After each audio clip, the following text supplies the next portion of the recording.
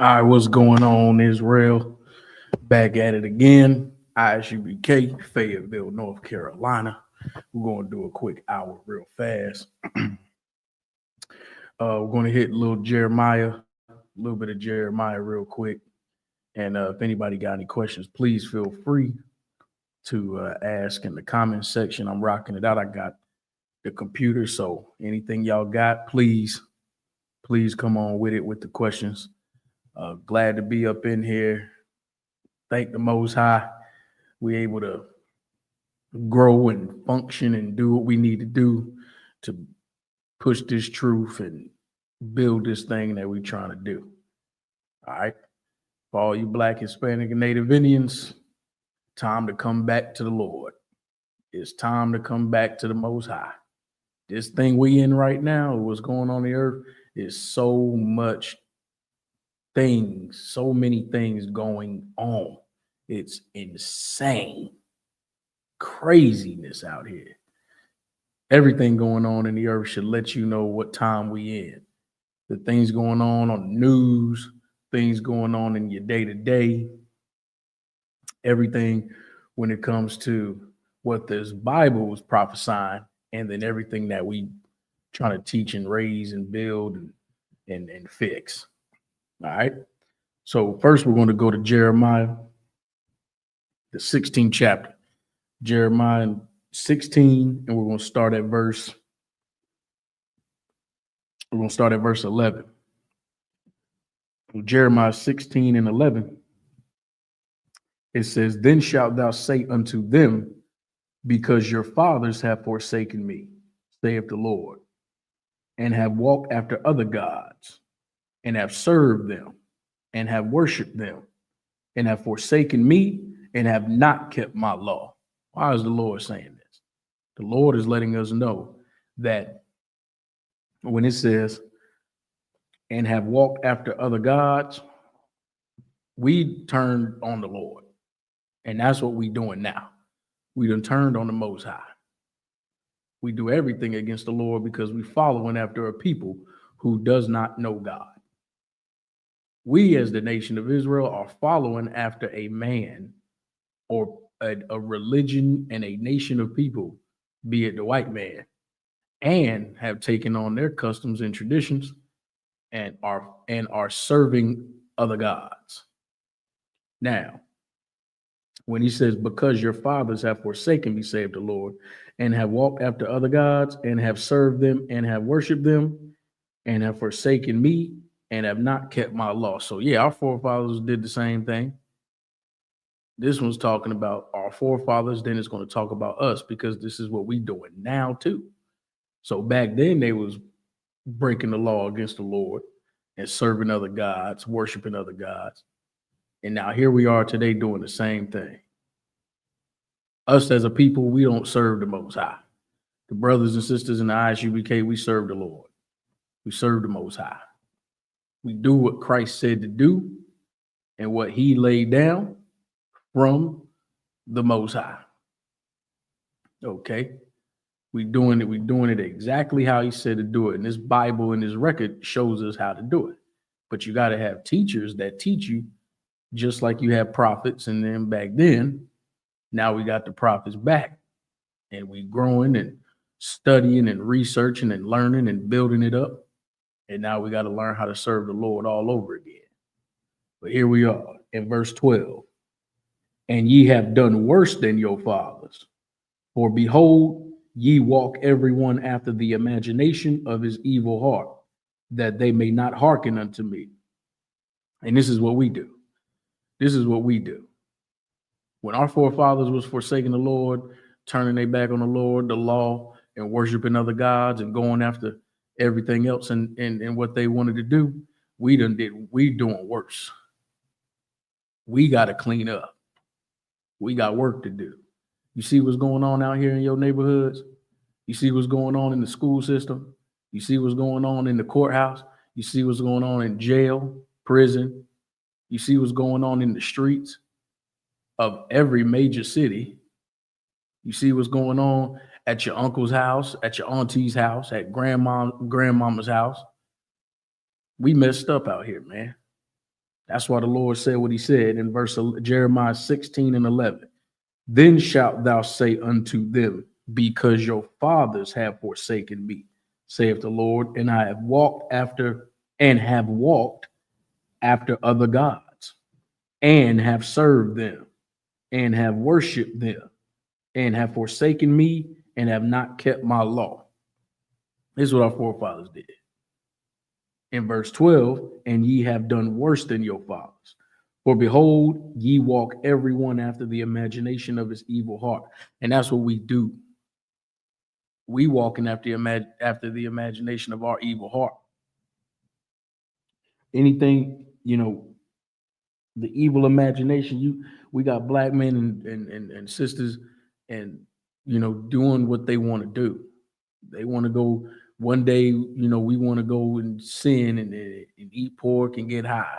Next day, our imagination in our heart, the evil in our heart, want to go rob somebody. Then the next day, we come up with an idea of, you're supposed to have friends, and what they call you backdoor your friends, supposed to be your friends. We selling drugs to each other, destroying each other, and every imagination of our heart, we go and do. One next weekend, we talking about going to strip clubs and turning up this and turning up that, having sex with everything in sight, everyone in sight we could find. We done been messed up, man. We doing bad right now. The sad part, the worst part is what's happening in the earth. We need to come together as soon as possible. And all these warning messages, all these videos, all these camps, all these classes we be pushing. We trying to wake up Israel and warn the people and let you know what's coming. What's going on, the Warrior Island? Shalom, y'all just thought. Glad to have you up in here. You know how we do it. If you got any questions, man, just go ahead and type it in. I'm looking at it right now. So I'll be taking them. We had Jeremiah 16 and 11. All right. Or 12. Jeremiah 16 and 12. And ye have, verse 12, and ye have done worse than your fathers. For behold, ye walk everyone after the imagination of his evil heart, that they may not hearken unto me. So we're doing everything out here in the street that we could think of and not hearkening unto the Lord. That's what we need to do. All right, I got you, Warrior.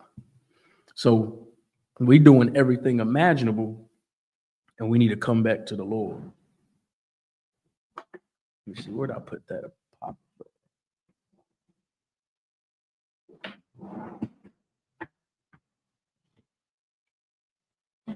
Just had this joint up here.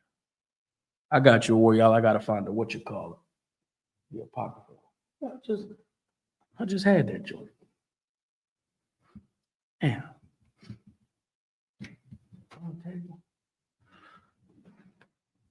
Hold on. Might have to use my phone. I'm looking at nah. But I got you, Warrior. All right. So we're gonna hold on that Jeremiah 16 and 12, and we're gonna go ahead right to what the brother's asking for.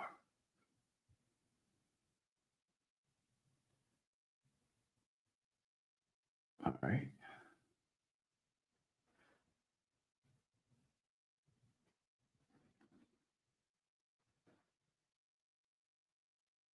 And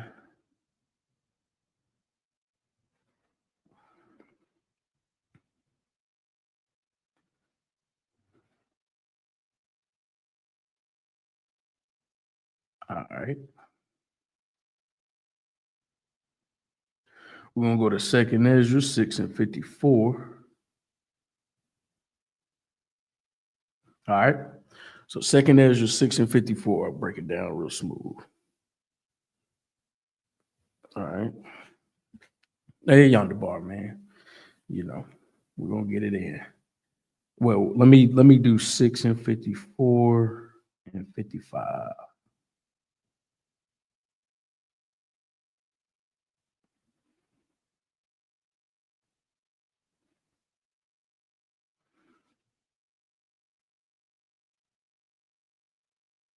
All right.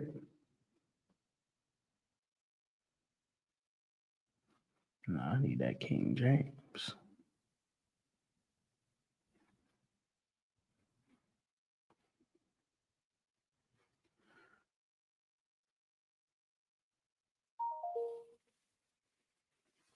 It's not trying to. It's not trying to give me the right one. Is it this one? Hold on, bear with me. I'm trying to pull it up right here, but it won't let me pull it up. Oh, there we go. All right. We're good. So 2 Ezra 6:54 says, and after these, Adam also, whom thou madest Lord of all thy creatures, of him come we all, and the people also whom thou hast chosen. Right? So when you're reading, we know about Adam. Adam wasn't the only, he wasn't the only one here. Adam being made Lord of all thy creatures, of him come we all. So we all do come from him. Because when you do the yonder bar, officers die. I'm glad to see you, glad to have you up in here.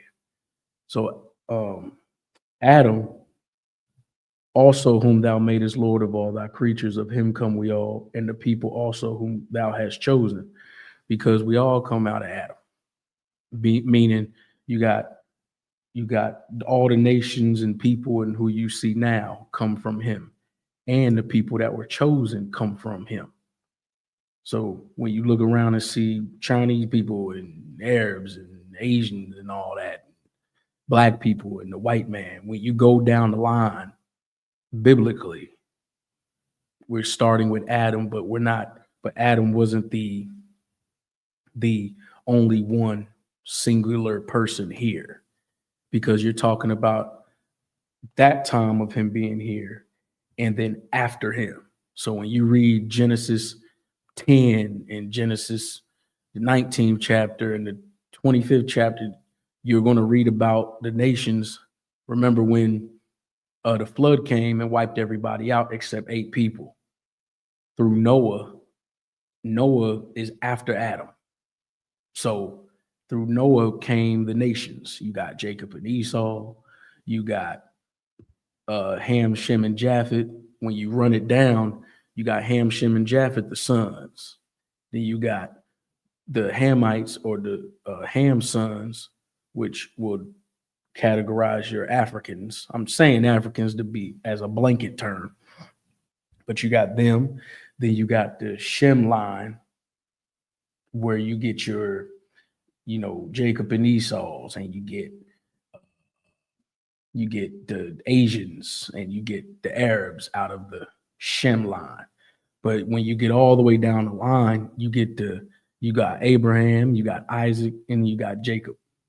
So that's why, that's another thing. I'm glad you bringing this up, because it pinpoints exactly who the chosen people are. That's why you have to have all three. You got Abraham, Isaac, and Jacob, you an Israelite. But if you only got Abraham, and let's say you only got Isaac, and then Esau coming from Isaac, that ain't Jacob. So that's a forefather of the white man.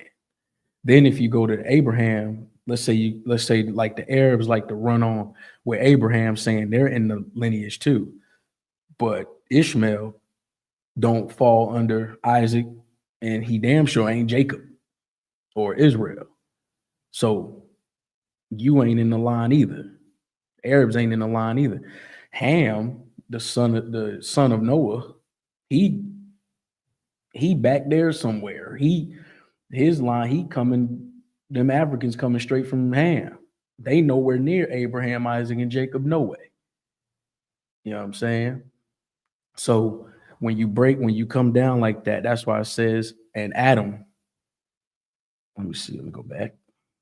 So when it says, Adam also, whom thou madest Lord of all thy creatures, of him come we all, and the people also whom thou hast chosen. All right. Let me go to 55.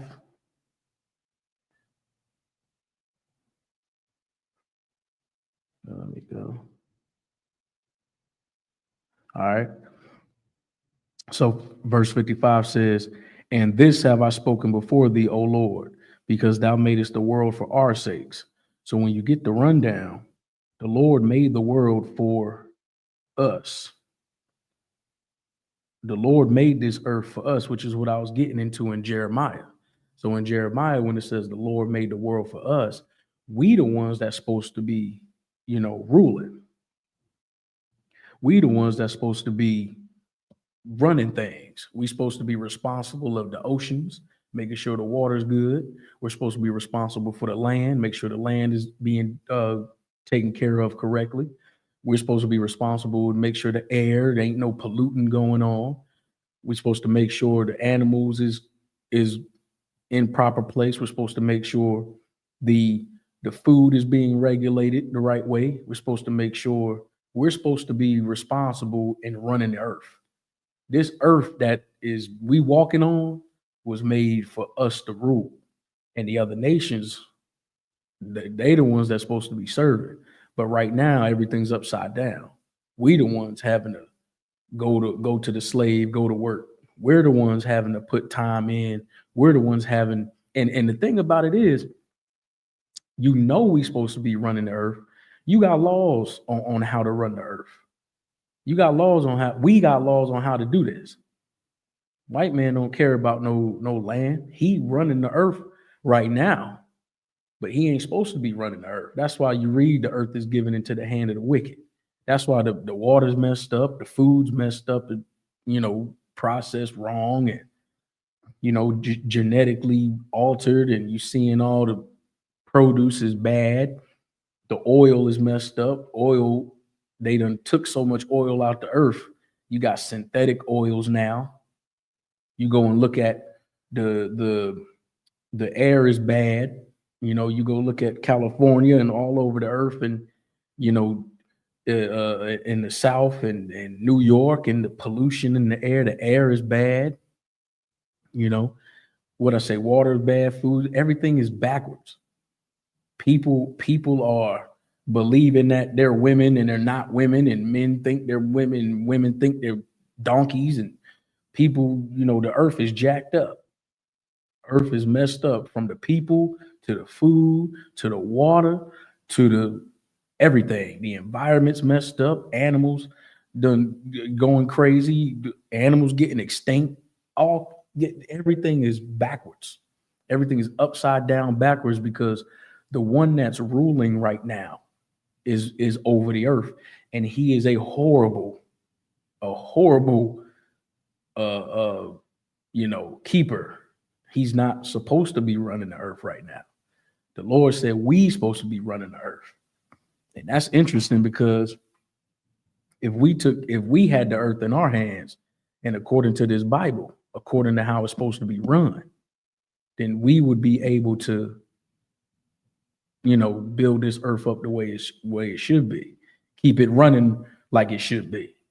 So when it says in verse 55, all this have I spoken before thee, O Lord, because thou madest the world for our sakes. We spoke from the beginning of time when Adam got those instructions. Adam, Eve, and thereafter, they were supposed to keep that. They were supposed to stay on track, do what the Lord said to do, and just rock it out from there. But as you read before, the story of Adam and Eve, how they fell, and the whole thing about the serpent in the garden being the white man, that nation, or that man that beguiled Eve, and then you go into they got kicked out the garden, and you go into Cain and Abel, and they was rocking and rolling in the garden. Everything was cool. Everything was all right. Everything was cool on this end because it was given to them for their sake, and everything was fine. They done went off. Everything started going downhill. So now everything that went downhill, the Lord was like, you know what? As you read down, when the Lord flooded the earth because of interracial marriages and stuff, the Lord was like, get rid of this, wiped everybody out except the 8 people, and then the nations were brought back through this family here. of Noah's, and all the way you read all the way down. But the earth was given to us we were supposed to be running this thing. Okay. So verse 56 says, as for the other people which also come of Adam. So you got the people that the Lord chose and saying that made us the world for our sakes, that we supposed to be running this thing. Now we about to talk about the other people. As for the other people which also come of Adam, thou hast said, the Most High, talking about the Most High, said that they are nothing. So them being nothing, Shalom says, Shal Shema Tabashim Shah. All right. So thou hast said that they are nothing, but be like unto spittle. So being that they're nothing, they be like unto spittle. So like if you spit or like it's nothing, you know, you walking around, you spit on the ground, don't nobody care about that at all, you know, and you know, it's like, you know what I mean? Get that, it's like spit. It's like nothing. And really, you really examine it and look at it, they really ain't nothing. All the propagandas and things they push about Chinese being smart, about the white man being or the so intelligent he can go to the moon, and all, man, they not nothing, man. When you really look at the other nations, how they're nothing, be like unto spittle. When you really start analyzing, you'll find that there's like a black dude or a black woman or something of that, or the Hispanics or something, or the Native Indians who did something and the white man stole it. Or you might see like stories on little black girls who have like a high IQ. You know what I'm saying? Like they have a high IQ and then they learn faster, or they, you know, graduate early, like school early. They become doctors at like 15. Like, you know, we're just better and they are nothing, but be like unto spit. So it says, I'm gonna read it again. Verse 56, 2nd Ezra 6 and 50. What was it? 6? Yes, 6 and 56. As for the other people which also come of Adam, thou hast said that they are nothing, but be like unto spittle, and hast likened the abundance of them unto a drop that falleth from a vessel. What it's saying is, let's say if you're carrying a vessel, which is like a bucket or a, you know, like a vessel or something. You're carrying a bucket of water, and let's say a little bit of the water fall out. Well, you're not going to try to go and get that drop of water that fell out. You're going to keep taking the bucket wherever it's needing to go, because you're not thinking about what that little bit of water that spilled out. It's like it means nothing. And we're so, you know, you got to really think about how much this nothing is. Because when he's relating it to spit or nothing, then you it's like now you can start seeing how they ain't nothing. You know, the Hispanics, like they had this thing on the news where the farmers out there, ICE came and took the farmers and sent them back to Mexico. Well, the Mexicans don't own that farmland. A white man does. So they interviewed the white man and was like, yo, how is this ICE thing and everything? How is this helping your, you know, your farming, your business? He was like, no, because y'all took all the labor, and y'all took the Mexicans and got rid of them. And now I go to hire, you know, people here. They don't want to come to work on time. They want to take extra breaks, can't produce. They end up quitting the same day, saying they don't want to do it. They don't do a good job, or they're not efficient on the job. Like, but those Hispanics are making him look good, making him money, you know, bringing his, you know, revenue up. But as soon as they get deported, everything go down for them. Same thing with everything else. When you go and look at the U.S. military, black people made the U.S. military great. Won't the white man he was getting his tail kicked up there in the Korean War and World War II and all that, like until we joined the military and started making him better. Go look at Rome and the gladiators. And gladiators was the ones that was us making them look good, making their empire great. So there's always some, even when you talk about alcohol or like good alcohol with liquor and stuff, black people making the Jack Daniels. The recipe for Jack Daniels was made by a black dude. So when we start going and looking and going, yo, we the ones that they ain't doing nothing. White man ain't doing nothing. So and when you start to see like, he ain't nothing, then young black men, older black men and women, the Hispanics, we can all look at each other and go, why don't we just get together? Why are we worrying about him, the white man? I always say this, man. We don't need him. We don't need the white man. White man needs us. He talk all that, they want to do ICE and deporting, and you see the Hispanics getting deported, and they talk about they hate, black people and get out of our neighborhoods and all this. And they say all that, but in the scheme of it, they can't survive without having us under them. So it ain't, so we wonder as a people, like we wondering like, well, we tried to integrate with you, but then when we try to get away from you, you bomb us and do things to us that make us have to depend on you. Then we do that. How come you can't just leave us alone, leave us be? Because in order for the white race to survive, they have to have the Israelites under them, ruling over the Israelites. They don't have black people and Hispanic people under them. They don't survive as a race of people. Remember with Black Wall Street, when the Great Depression was going on, and we was only like, 50 years out of slavery. So they going through the Great Depression, we thriving, we good. You know why? Because we were separate from them, because they're nothing.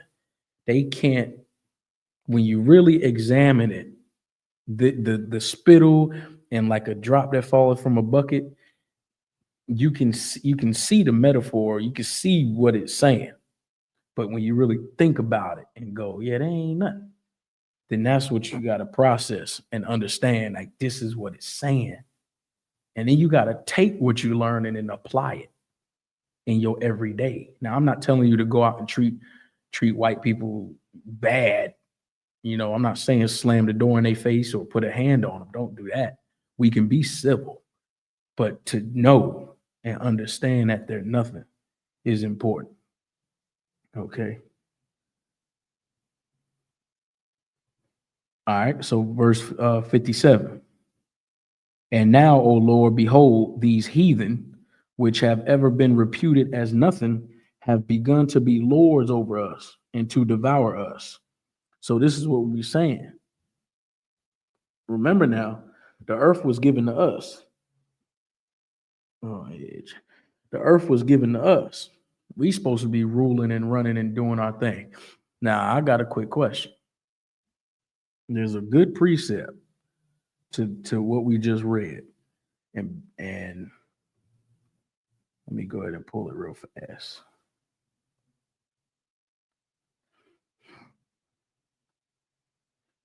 Y'all bear with me.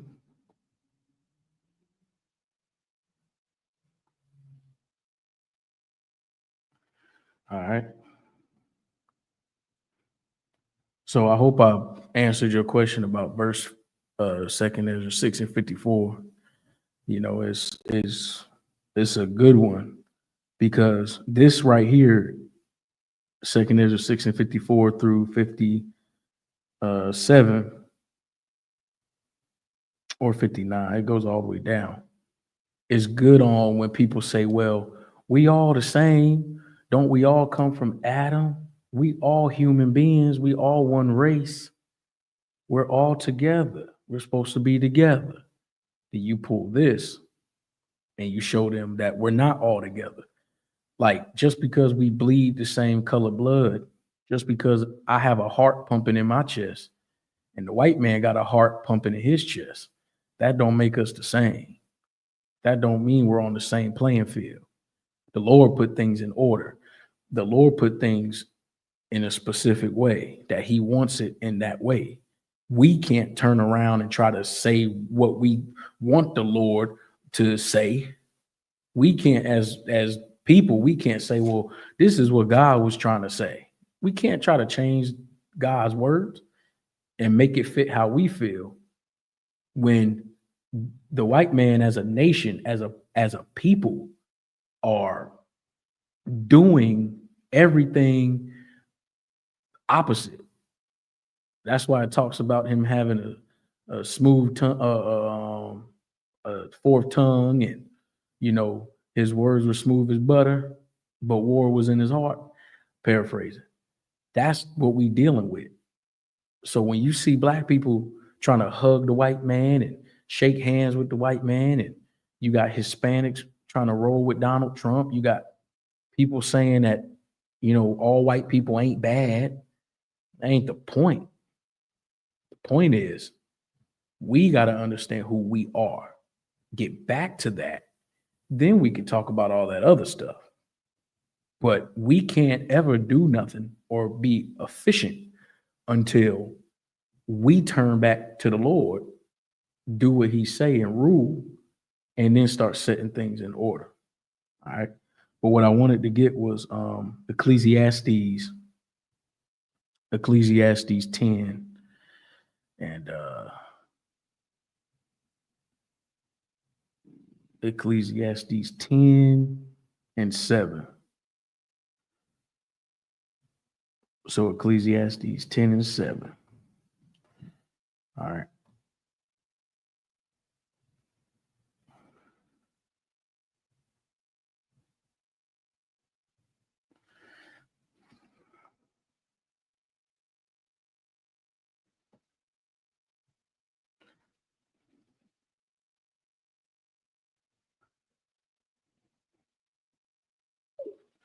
All right. So Ecclesiastes 10 and 7 says, I have seen servants upon horses and princes walking as servants upon the earth.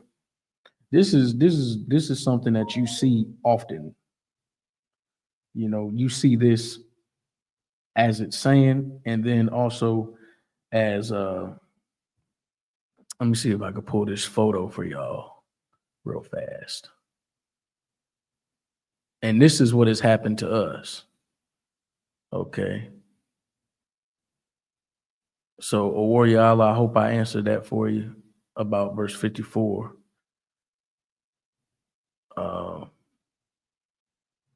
If I did, just you could just give me a 1 or something.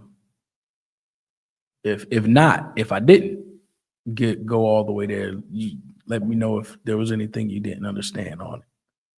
I'll go back. But I want to pull this picture. Hold on.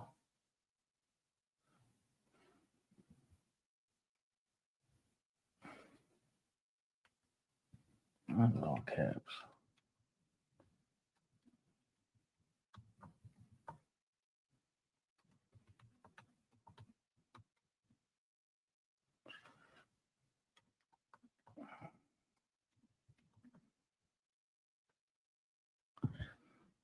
Let me see if I can find this image because I want to show there's actually a picture that can really depict what's going on with this.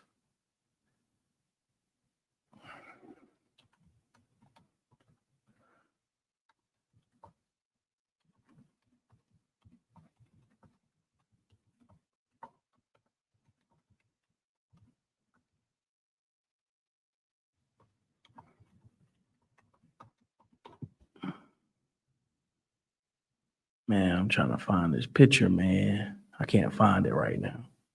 But there's an image I wanted to find where there's a black man and a Native Indian man, walking, and you got the white man on the horse. It's like a statue.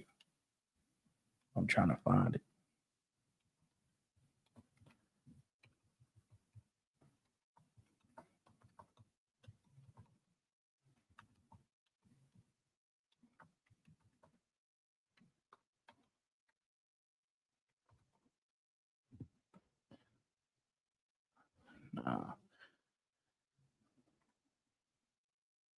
No, I don't see it.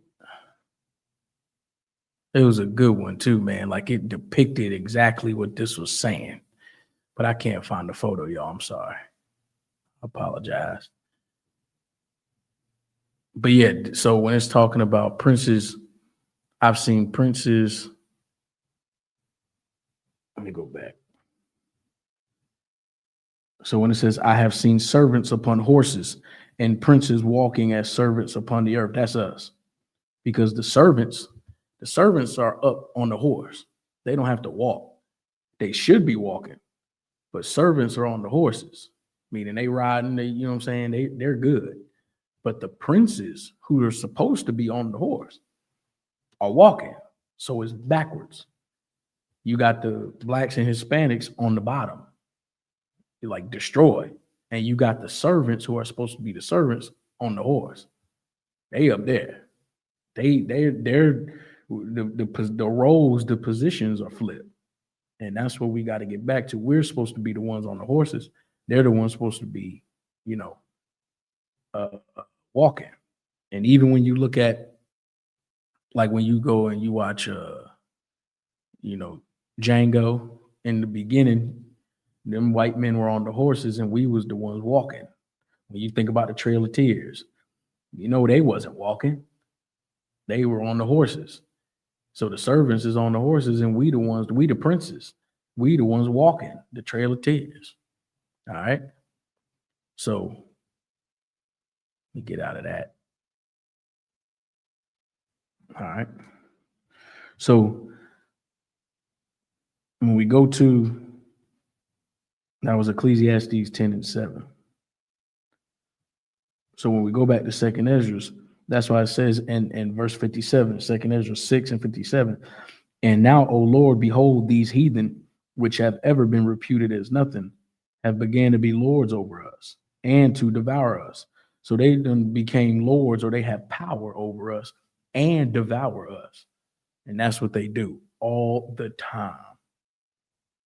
These heathens devour us. How do they do that? How do heathens devour the children of Israel or the Israelites? Because they don't live where you live. One. First of all, heathens or these other nations, be it Chinese, Japanese, Arabs, the white man, all of them, they Africans and stuff, they don't live where you live.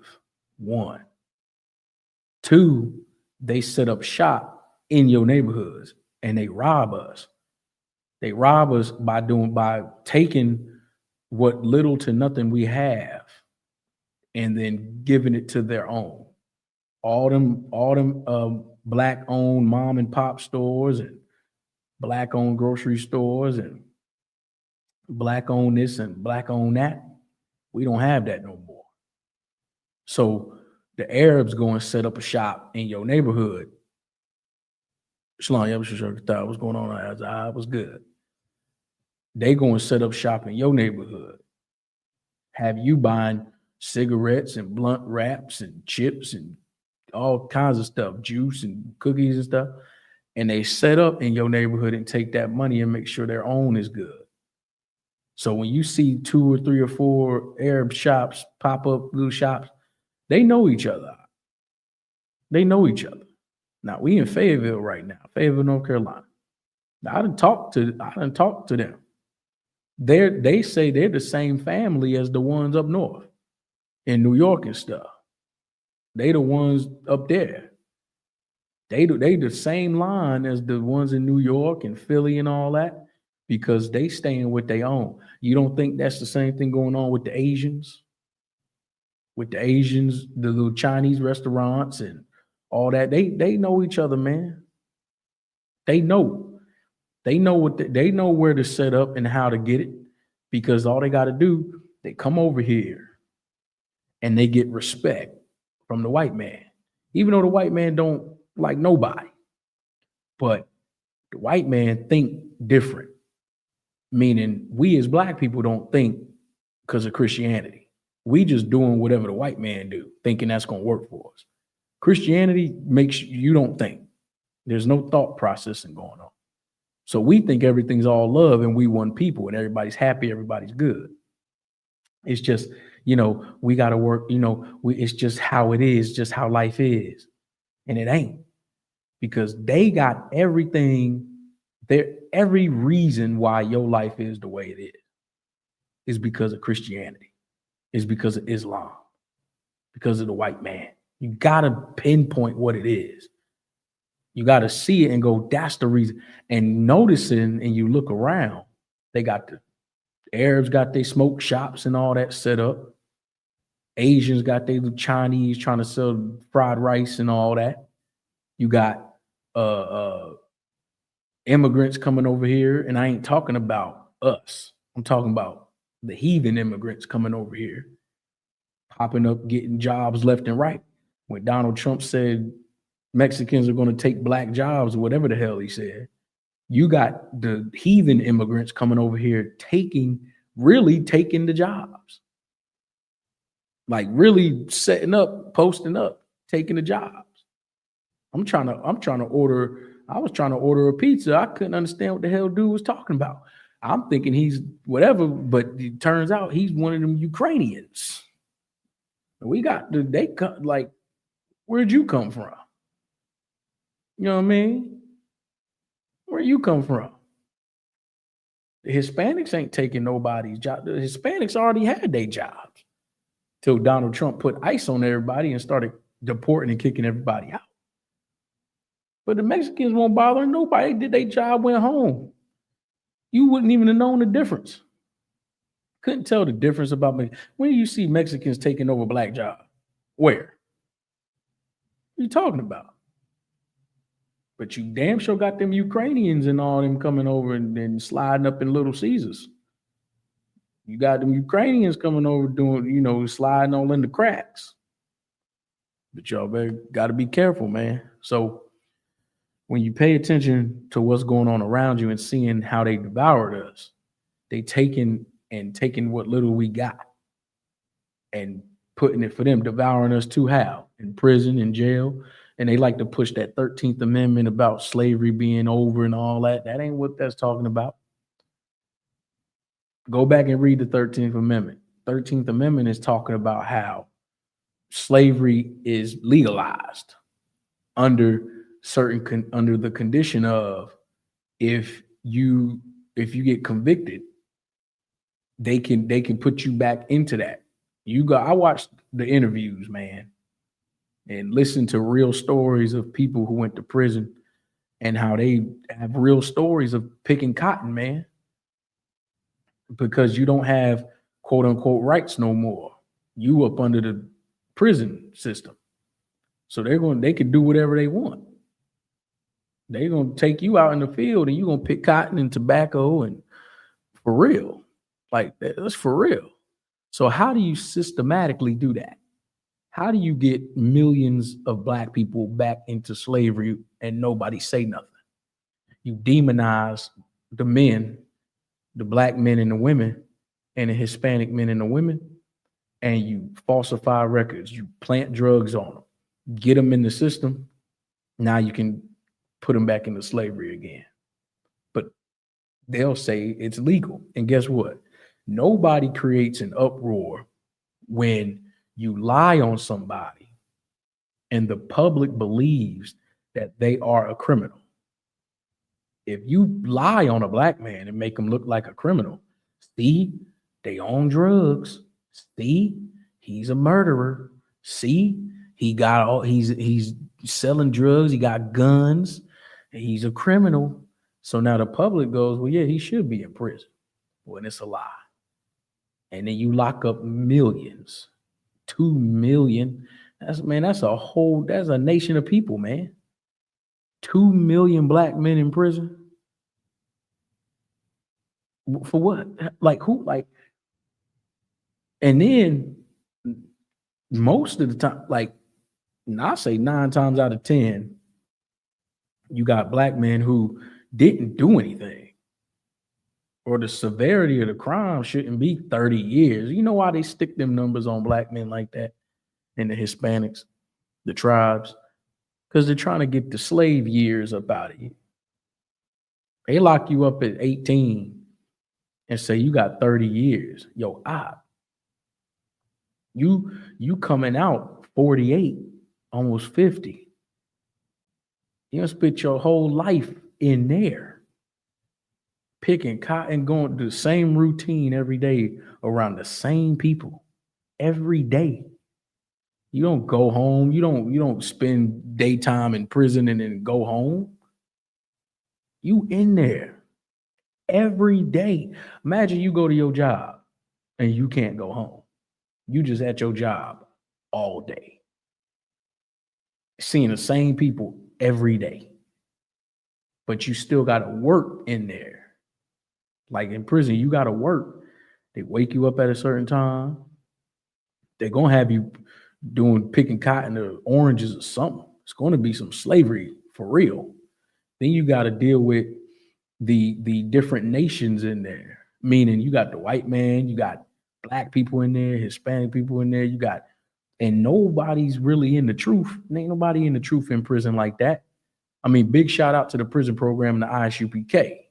Now we trying to fix and build them up in there. Don't get me wrong.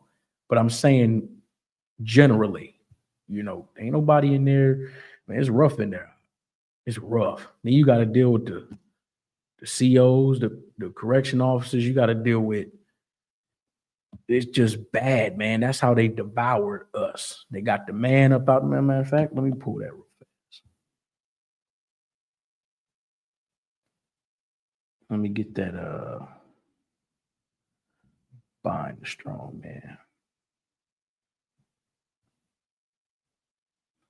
All right. So we're going to go to Mark 3 and 27.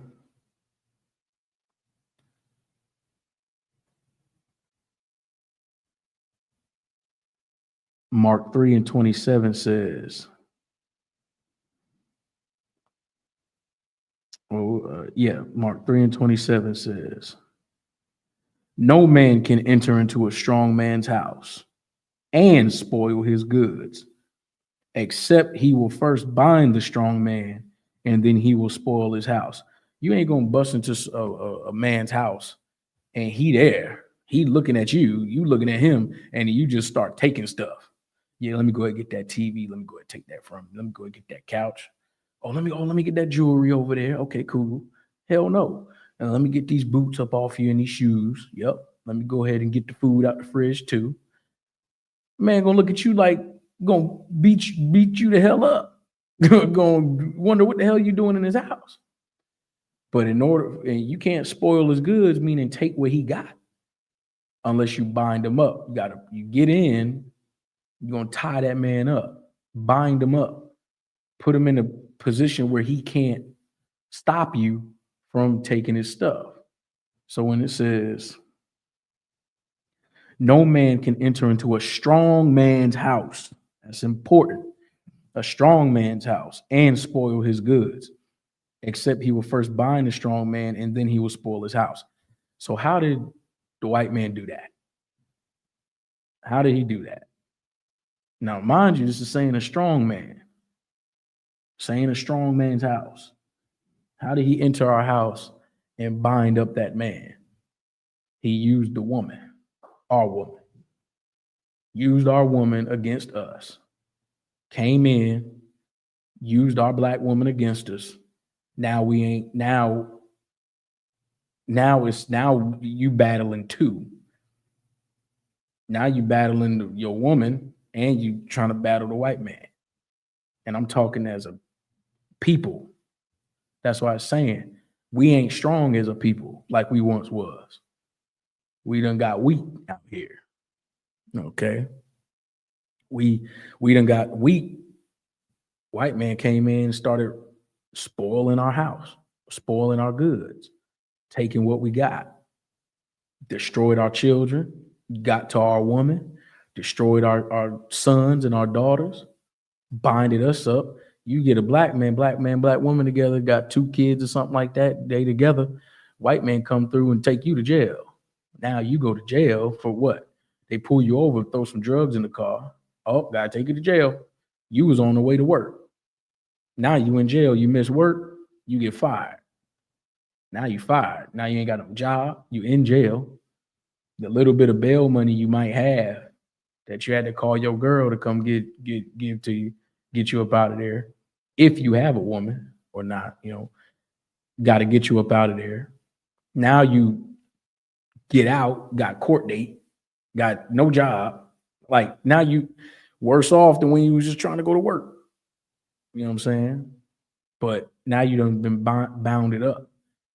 Girl looking at you, tripping, talking about we got to feed these kids, but you done got fired because you got locked up.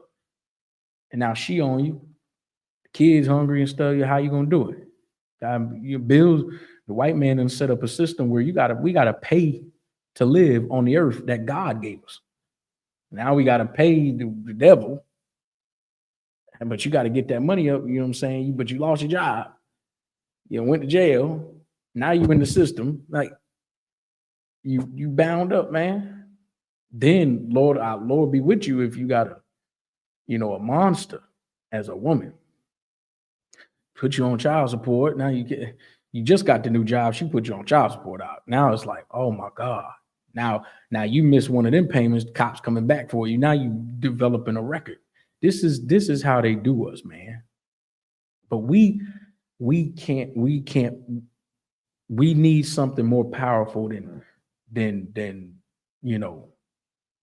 just praying to white Jesus and going to church and dancing.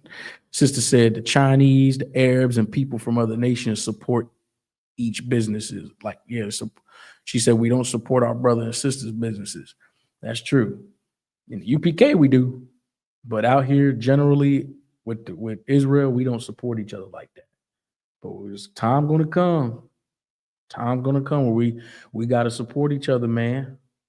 And we ain't talking that, get it for free and all that. No, let's work together.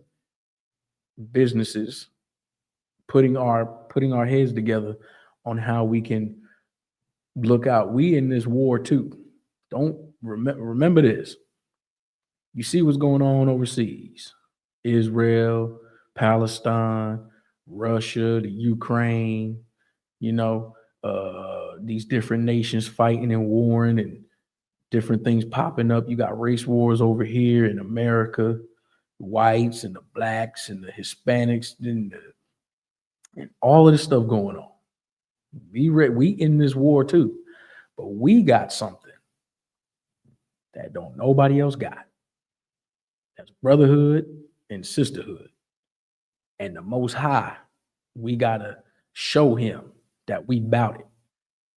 Because ain't no tank, ain't no boat, there ain't no gun or knife or bomb or whatever. Ain't none of that more powerful than the Lord. The Lord is wanting to wipe all that out. The Lord wants to deliver us bad. He like, yeah, I'm trying to show Esau what time it is. That the same thing he did in Egypt. Same thing he did to Pharaoh and the armies. He done destroyed them. And did it for us, which is so beautiful. The Lord is allowing Esau to get super prideful and real fat. So that way he can bring them down. Same thing he did to Pharaoh. Pharaoh was in league with all the nations, in league with, at that time, in league and running and riches and power and might. And, they thought Pharaoh was a god. Nah.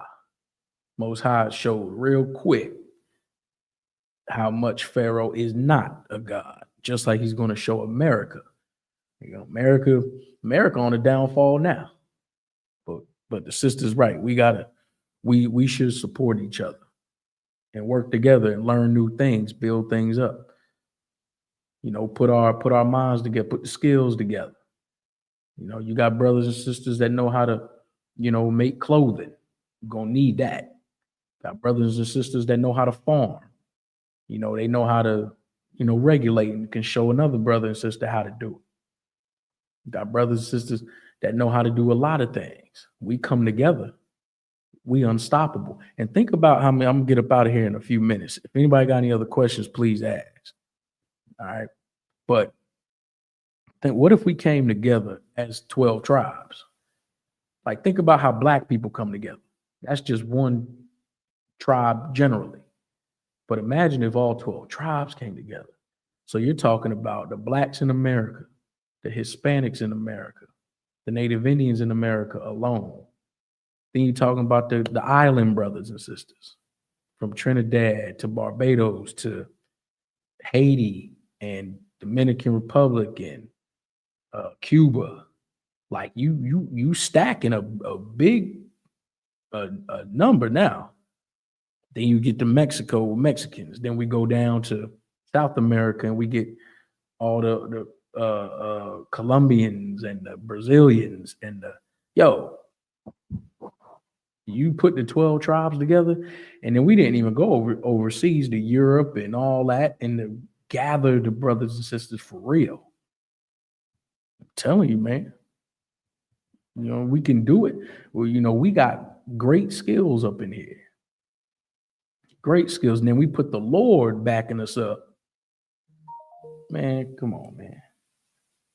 Esau got a problem. Esau think he got a problem now when it come to Russia, Ukraine, and Israel and all that, and race wars and all that. Hey, we didn't even get the power yet. Wait till the Lord give us the power to be able to direct. Man, the Esau going damn near, he's going to say that you can't read that Bible now. They're going to make the truth illegal. It's going to be so hot. We're going to be rocking and rolling. Esau going to outlaw the Bible out. He going to be like, that truth stuff, you can't speak that. Because the power, what we're going to do by the grace and mercy of the Lord is raise up these 12 tribes, fix us. That's what we're going to do. It's going to be difficult, but it can be done. It's going to be a lot of work, but it can be done. All right. So with that, just wanted to do an hour. I have to get up out of here, y'all. Glad to have y'all up in here. We got Passover April 12th. Okay, Passover April 12th, Atlanta, Georgia. Be there. Okay, pay your Passover fee. All right, go to I.S.U.P.K.com. You can pay through there, pay at the door, but pay your Passover fee. Hope to see you there at the Passover holding it down. Okay, pay your tithes. All right, stay strong, fight them demons and win. Fight them demons and win. We all rocking and rolling. Glad to have y'all. We're going to get up out of here, all right? Lord of Christ. Shalom.